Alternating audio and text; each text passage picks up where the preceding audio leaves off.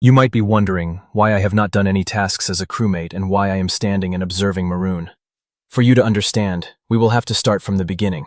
In my last video, I showcased how to play as an impostor, but today I will play as an innocent detective. To find an impostor easily, you should initially move with the crowd and observe how everyone does their tasks. A rookie impostor almost never sits still. In this example, Lime was poking out like a needle.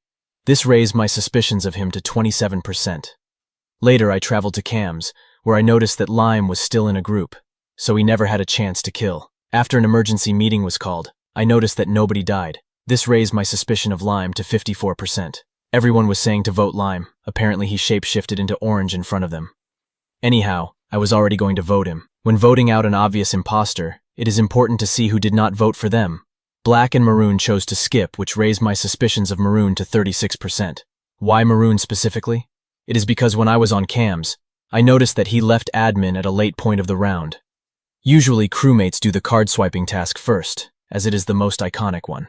This did not guarantee his guilt, but it made me spy on him, and that is when I started watching over Maroon instead of doing useless tasks. I noticed that it took him way too much time to do the upper engine task, because when I tested to see how long it takes, it only took me a second.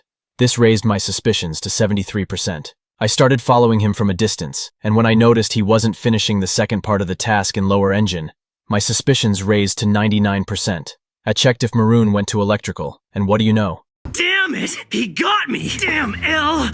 I've never been so humiliated in my life! Now all I had to do was say what I saw, and add more reasonings to my suspicions. This time, the detective wins.